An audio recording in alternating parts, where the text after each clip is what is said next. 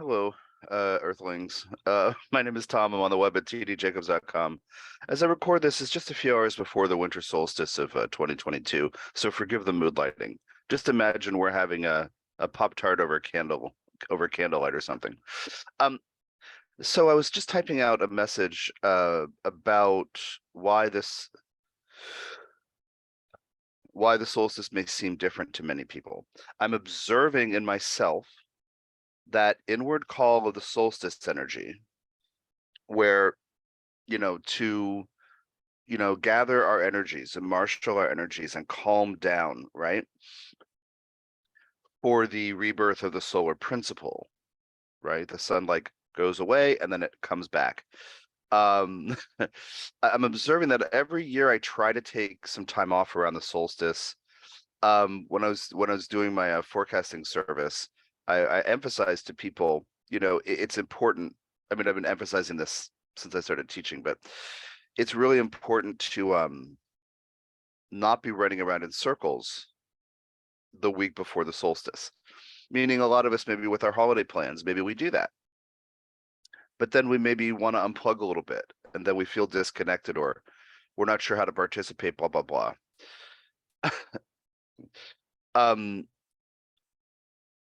So every year I try to tone back and pull back and kind of chill out and calm down. And sometimes, not shave. Well, this year it feels different.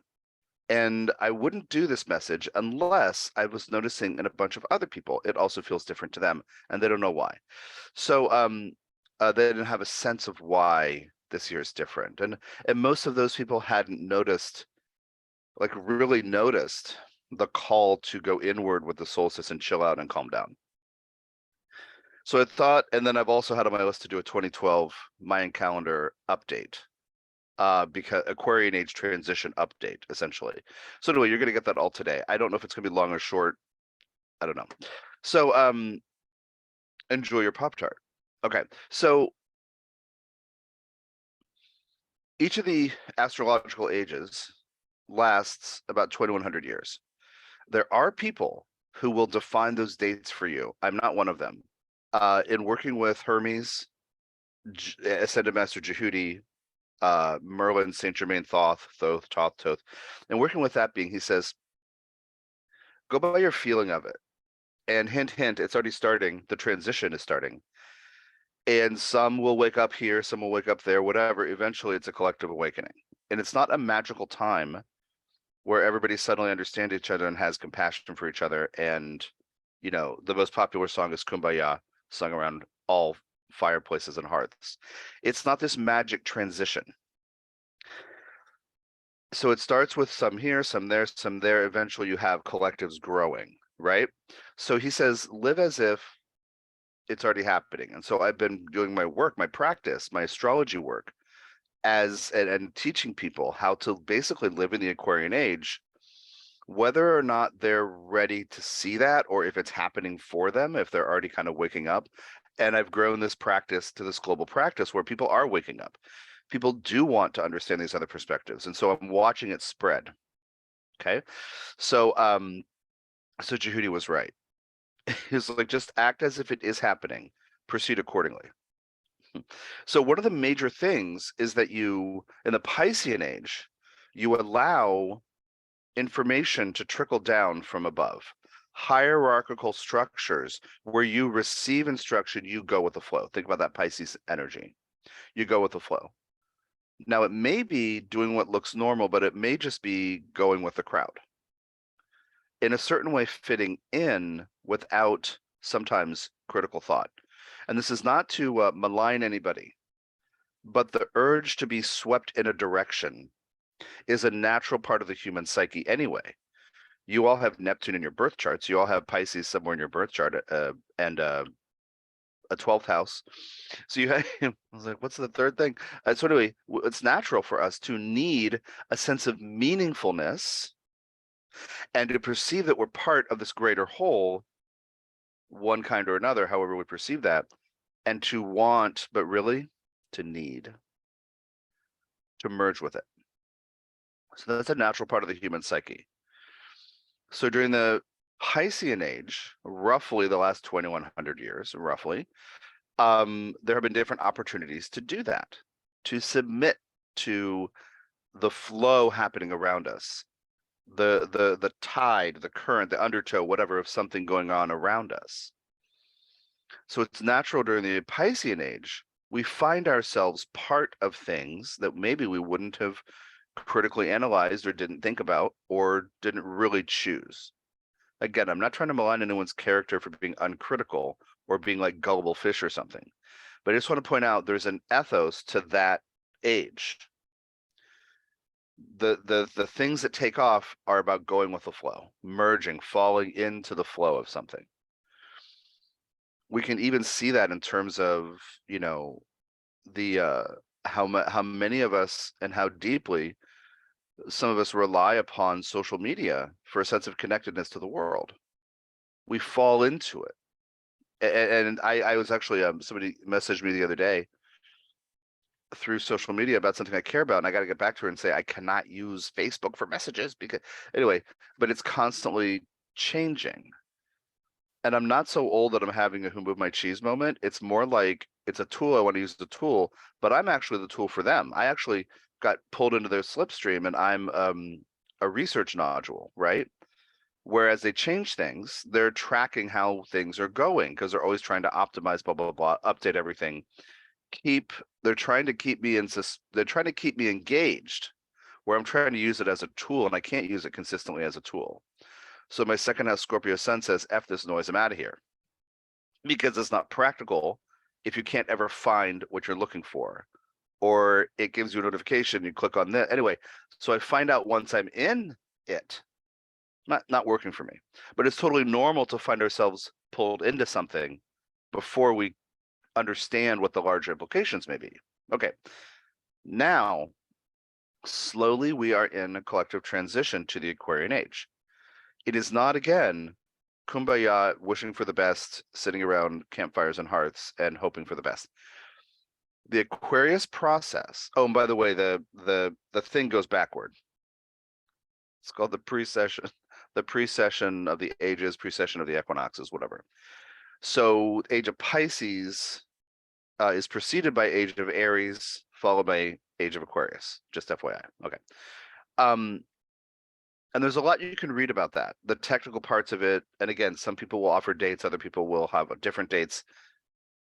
But I encourage you to explore that so you understand what it really is, because I want to talk about the quality of experience and what the opportunity of the evolution of consciousness individually, which adds up to the collective thing.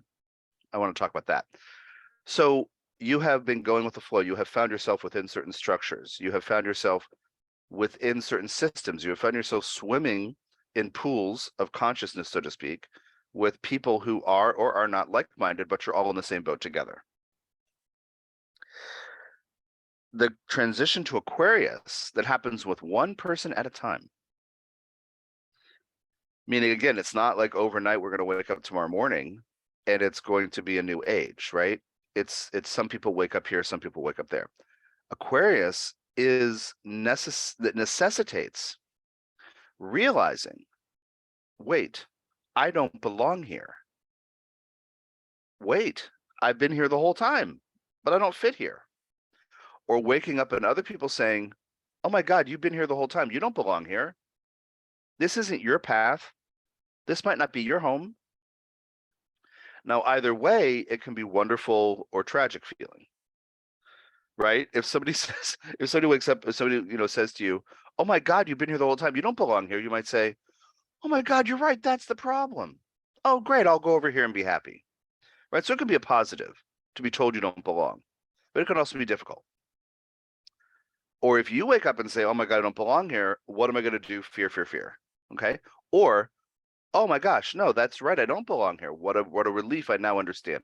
So to both, I just want to be clear about that, because this whole idea of the transition to the ages, because it's on the individual level, that later sums up to or adds up to collective changes. Individual experiences of finding oneself in an independent state, a free state, an untethered state, a I had to leave state, a pushed out of a group state. Your positive and negative experiences about that are going to be up for you. Like the excitement of branching out on my own because I realize, well, I may not fit here, but gosh, there are 100 other places I might fit. Excitement, the opportunity for freedom and individuation, Aquarius keywords, right? Inventiveness, whatever. But also the pain. I want to be really, this is where I want to really focus for you. I mean, I want you to own your inspiration and, fly free, little birdie. But I will also want to point out, if it's hard for you to imagine being alone or being on your own or being the only person thinking the thoughts that you think, the only person pursuing goals that are true to you, that you have met thus far or now feel connected to, then you got to deal with that. And this is what I'm noticing in the people I'm working with a lot, where I've been having this go on for several years, the sense of, well, I don't fit there, I don't fit here, let me deal with that. Or let me find how to fit. Let me acknowledge the places I feel so unique I don't fit, but let me try to create a bridge and have a conversation of some kind. Right? I've been working, I was going to say struggling. I think I have been struggling. And as I've had these thoughts that lead to this video, I feel a little better about this multi-year process of belonging versus not belonging, right? Anyway, if you have a fear because of past pain in this life or in other lives of breaking free and it not working and you being all by yourself and not having the support, you got to deal with it. So what I want to plant the seed for in your mind is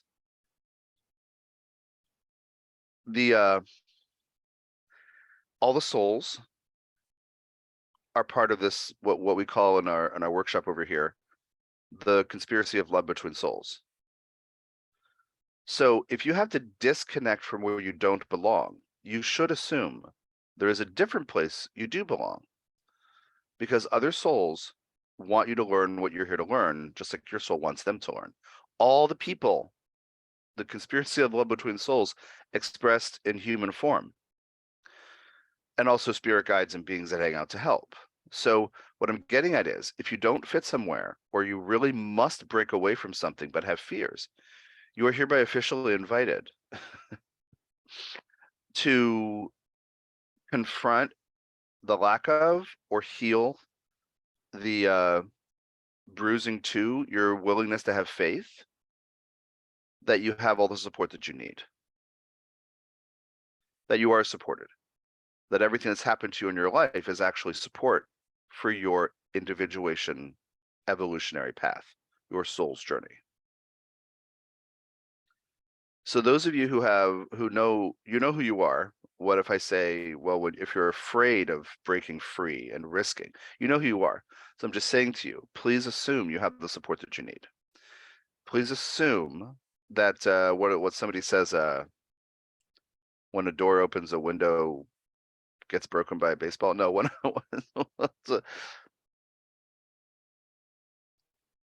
when a window closes, no knock warrant breaks down the no. When a window closes, the door opens, or whatever. They say that about God, I think, something like that. Anyway, I'm not saying please have faith. I'm saying assume that as a soul, part of the conspiracy of love between souls, if you're open to receiving the support that you need, you'll find options, you'll find ideas. But, and this is like in all caps, triple underlined, I don't want to add exclamation points, but I want to highlight it with several colors. But, I don't want to yell at you, but you must deal with the individuation process necessary for you to make the correct next steps. So, I'm part of this thing that doesn't work. And whether I'm happy or unhappy about it, I leave or I'm removed. I must spend some time by myself finding out who the heck I am before I can create like-minded community that really serves me and others. Meaning Aquarius processes involve being part of something, unplugging from it, and then plugging into the better thing later. But you must live out part of your individuation process, meaning get to know who you are. Realize as this is a transition from a Piscean phase to an Aquarius phase, you've been surrounded by things that may have at different ways on different levels defined who you think you are. you must clear the noise and chatter. You must let the static from the past experience die down. That's what is in common. Scale is very different with the winter solstice. Because if you're at the end of Sagittarius, the solar trek of Sagittarius, the sun moving through these degrees before the winter solstice at 0 Capricorn. When you get quiet, you kind of let the chatter subside, and you let the static go and relax. You start to be able to hear yourself. Same thing with, but of course, every year the solstice time, it's condensed, it's very short, a few days. So anyway, think about that process. You can't really, or think about that, you can't really know who you are if you don't spend time with yourself. So what I'm noticing in a bunch of people is an itch to either get away from everything or these things, they're, certain things, or this one giant thing in their lives. For some people, it's career in my field right now. They're doing work that just doesn't serve them, or it's okay. And I'm trying to help them understand, well, please don't be upset that you're doing this work, even if it's not fulfilling, because you're trading time and energy for money to support you and your family. So that's like half of it. The other half is I want to be productive and do what I love. And so great, but to stop hating the job is important, because you're trading your time and energy for money. Then yeah, let's look at how to help you transition. That's happening a lot of my practice right now. But it can be other things too. Certain things about relationships, or certain things about responsibilities, or certain different things.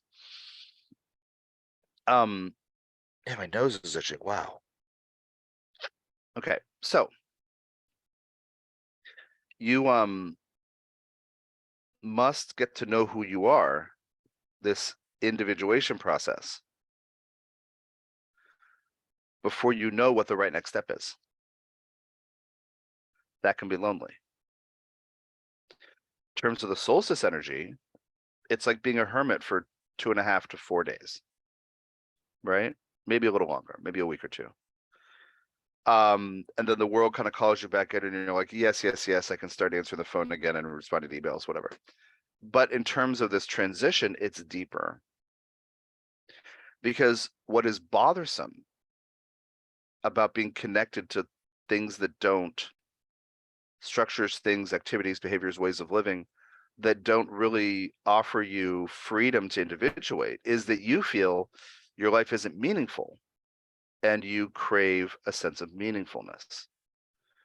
So it comes through the Aquarian process of getting to know who you are, which can involve needing to spend time with yourself, which can be lonely.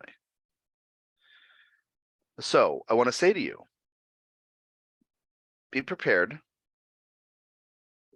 to feel loneliness. Be prepared to feel frustration because you feel disconnected. I'm not trying to give you a doomsday prediction or a negative thing. I'm not planting negative seeds for you.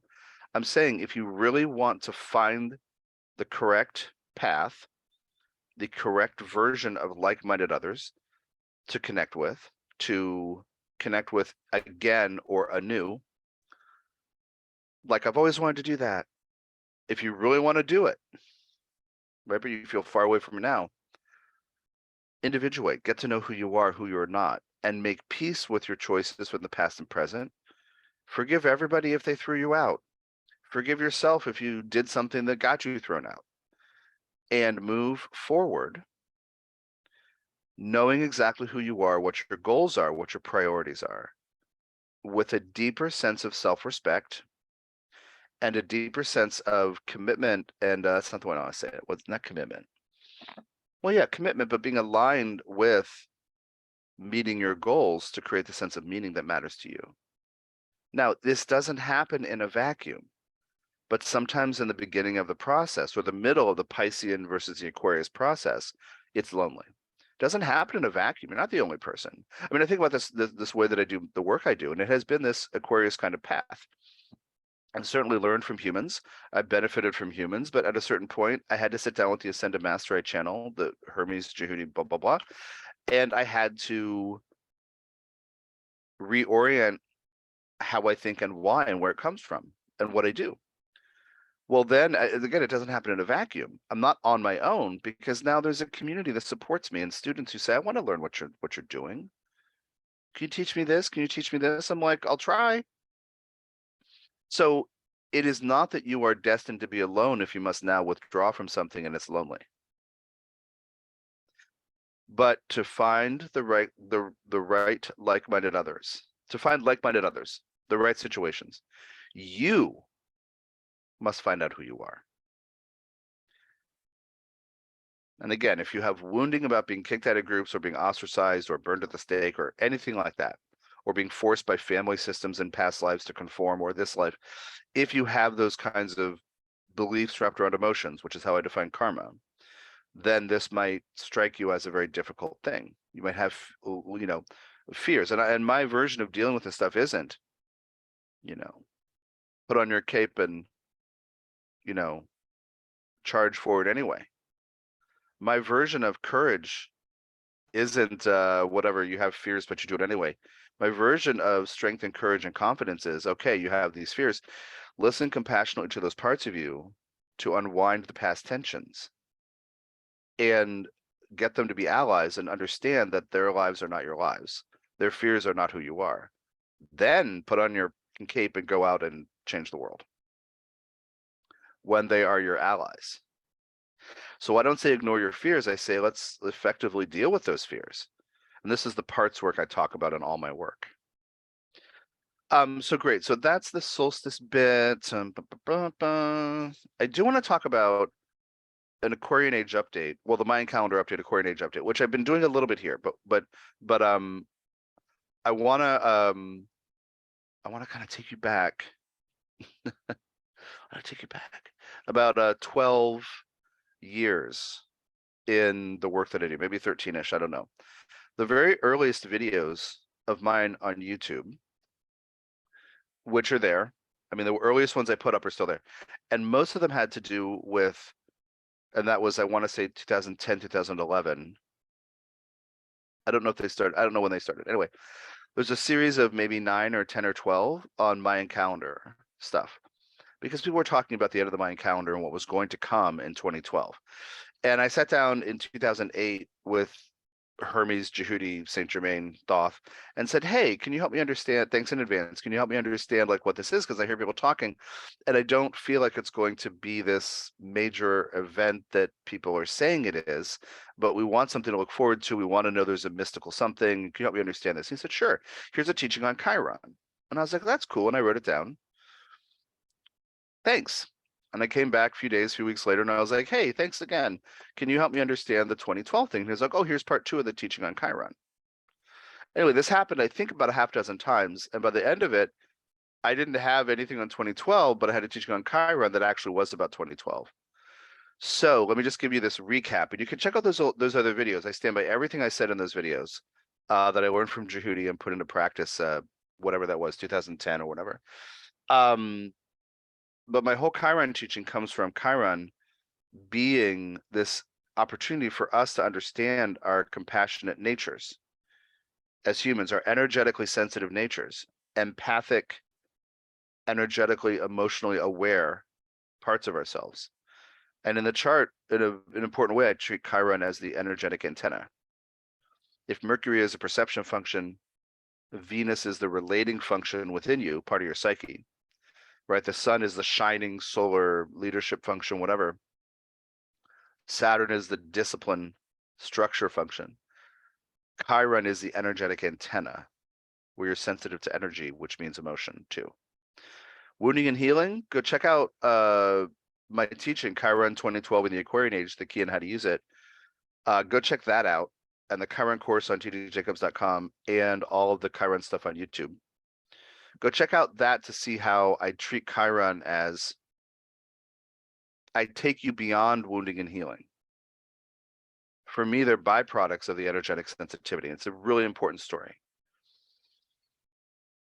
Anyway, check that out if you're interested in that. I don't want to get into that right here, but so what Hermes Jehudi said will happen in 2012 is actually late 2011. Again, different people have different dates for things, and there's humans, a couple humans, who had it at October 28, 2011, which is what felt right to me. And Jehudi said, yes, that's correct.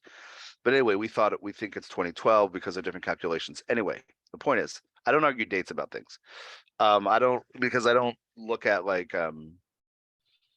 I look at the quality of experience and what our opportunities are, as opposed to, oh my God, today is the gate of the nine-eyed green dragon, and if I don't get to the store, I'm going to fail to get the offerings for the Lord of what. No. Quality of experience. That's why I don't do electional astrology either. Okay, anyway. Yeah, and I'm getting a little tired, so I'm distracted. Let me just focus. So, a process that's related to the calendar within calendar thing, because the Mayan, when we say Mayan calendar, Mayan Long Count Calendar is a bunch of calendars that begin at different times but culminate at the same time, culminate at the same day, meaning each one ends at the same day. So I understand why people would look at that and say, oh my God, there's some big cataclysmic event that might occur, or whatever, transition or new dimensional state or whatever. That would be very obvious, because look at all this stuff. It all end. I think it was, I don't know if it was 15 or 16 calendars, maybe more. I don't remember the details, that end on the same day. Whoa, what does that mean? So of course we're peaked and we have all these theories. So Hermes says the veils between dimensions will be gone. So you have more access to healing tools of all kinds, because your cleverness, your multidimensional awareness, your smarts, and your intuition will all have a better chance to coalesce. And, if you can get rid of fear and pain and trauma, we'll have a better chance of working together and creating every healing solution you ever needed. But the veils between dimensions will be gone, which means your past life crap will be more obvious, more apparent.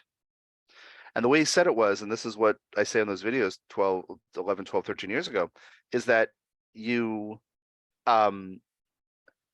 whatever is your major pillar issues that have been coming and going throughout your life, rising up, retreating, rising up, like really intense, retreating. Now they're unavoidable. And the way he described it is, and I've been using this images since then. Imagine you're in a room with a large room with cubicles, and people are at the desks, and you're trying to do your work in your little cubicle. And slowly, the walls of the cubicles are going down. So you can't see my hands. They're going down slowly, slowly.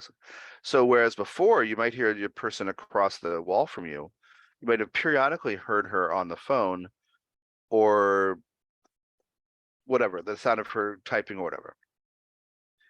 Well, now you're sitting there and you turn and the wall is going down, and now you're looking straight in her eyes, and she's on the phone panicking about something.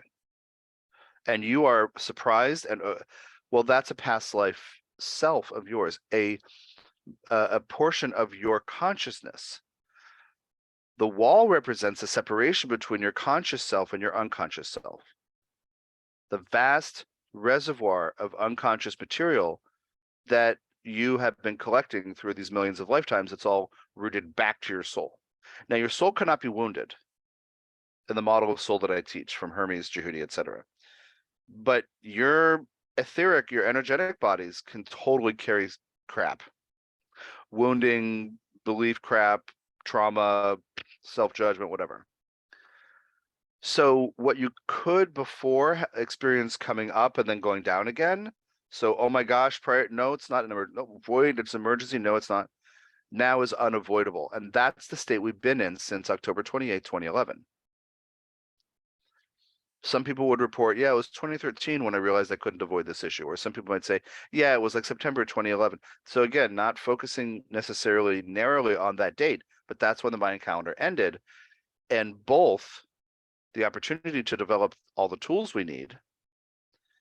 I'm not talking about all the healing tools, including things that seem improbable, and quantum tools and all these things, and also access to all these other life issues.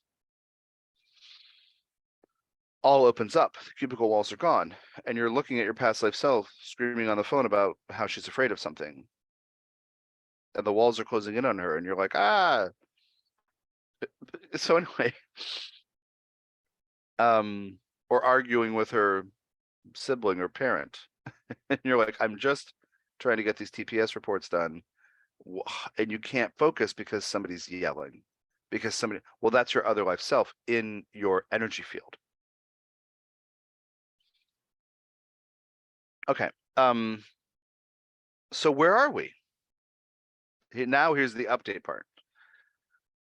We are in a phase of needing to listen to these parts of us and learn effective, what I call parts work. My students have started to call it that, parts of self work, to process through things, to take back the power. Yes, it's 2022, soon 2023. But yes, my name is Tom. I live at this street address. I'm this age. This is my life. And those memories that come up in dreams or triggered or re-traumatized, whatever, they're memories, they're residues in my field. Let me learn to become empowered to not let them take over. Whatever their feelings or emotions or beliefs are, let me take the reins to make sure they are not running my life. So the phase we're in is we're in the thick of dealing with the stuff we have to deal with to evolve. When I was saying all this stuff in 2010, this might not have made sense to a bunch of people. And then maybe in 2013 and 2014, people find those videos and are like, I don't know. But do you understand, like, think about your own life and those issues that prior to, well, if, you know, figuring if you were an adult or close to an adult around 2012, those things prior that were dogging you, but periodically, or always under the surface, now they're on the surface. I'm sure many of you relate to that. And you might think sometimes, why can't I get a handle on this? Man, what? Because the other life persona, that will has not been compassionately calmed yet. That urgency, those vibrations, those pains and fears and panics and phobias and whatever, haven't yet by you been compassionately, effectively counseled and calmed.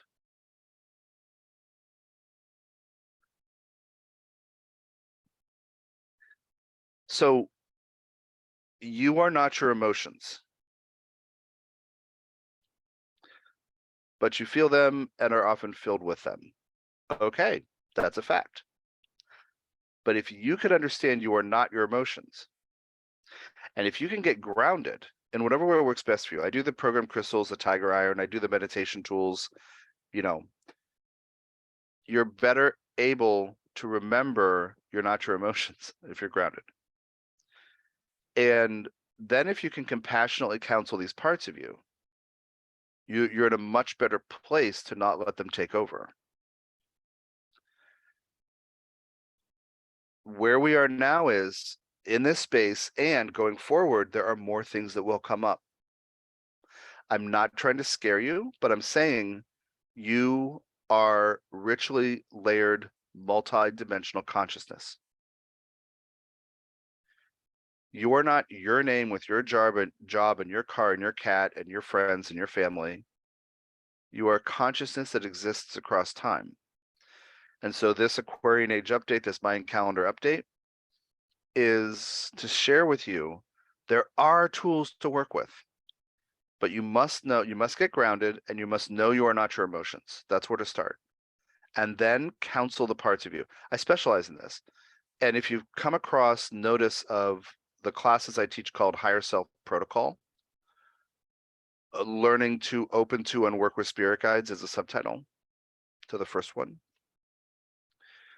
And in the first course, which is 9 weeks, using a certain protocol involving particular program crystals in a particular order, and meditative techniques, and I do energy work every week on the students.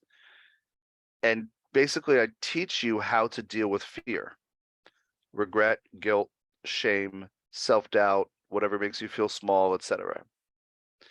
So you get to know those fear-based frequencies, learn how to counsel them with loving acceptance, so they don't feel out in the cold or ostracized or hated. So those painful feelings, are not who you are. It's an empowerment process.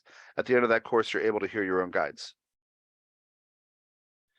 And then in Higher Reciprocal 2, we work a lot on reading each other, paired readings, to get really good at that. And then the third phase is mediumship, third class, which is optional. Some people carry on to that. Not everybody does. Most people have, but not everybody will.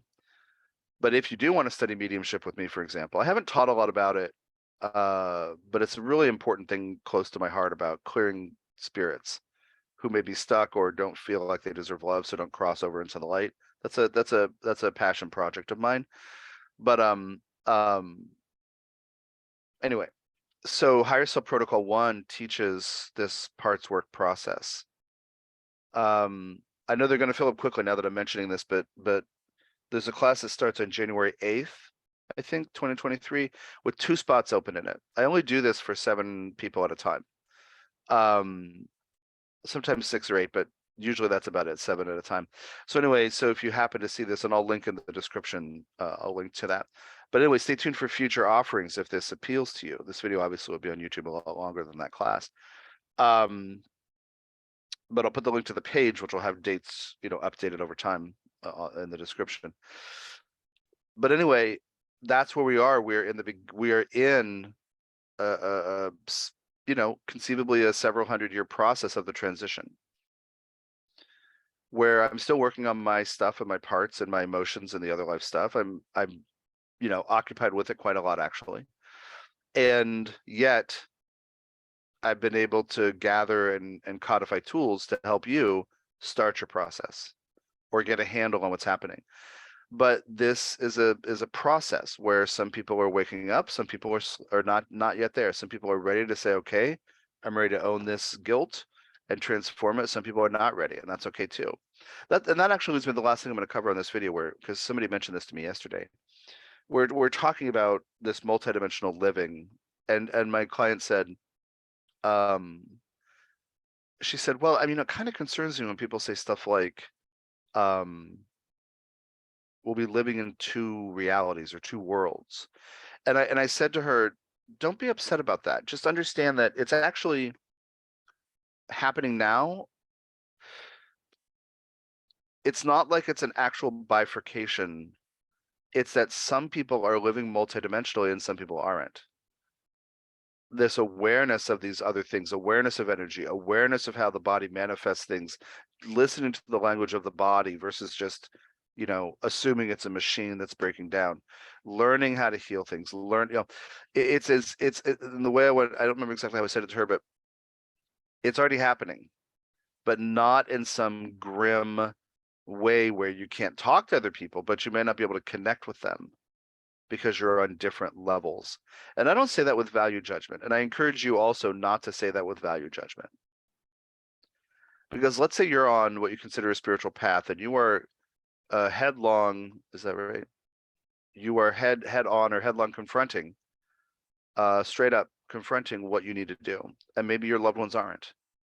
So I'm encouraging you not to judge anybody for the phase they're in, but just understand that this individuation process of the transition from the Piscean to the Aquarian Age, it's an individuation process. You don't know what's right for so-and-so. You don't know what's right for those other people. So let's withhold judgment, and then also withhold judgment of yourself, because these things are hard. Like when I said a minute ago, yeah, I'm working on my own stuff and I spend quite a lot of time. I'm trying to close a door right now to 2 other life memories where I processed so many things about each of them. But the parts of self, those parts of my consciousness, are quite close to the surface. And if something in the world, in a podcast, in somebody's conversation, if something in the world around me activates or echoes with something they're pained about, one of them or both of them, I'll just burst into tears. They're so close to the surface. So, and sometimes it seems like a problem, but we have to get to the place where when we cry about it or are upset about it, we're actually moving the energy out, meaning that part of our consciousness needs to process through and relieve itself, be heard, be witnessed, be held, not self-indulgent whining or crying, but moving through it. And sometimes we're in a phase of that thing that seems indulgent because the energy doesn't move yet. And I was there for a while, it worried me, and now I'm to the place where when I feel myself crying about these different issues, I can feel the energy actually moving. And I am getting emotion code, body code sessions weekly, sometimes twice weekly. And periodically I take 3 or 6 weeks off, but I am getting that for the last almost year and a half, which helps sometimes, which really does help. And I've sought other energy work treatments too, but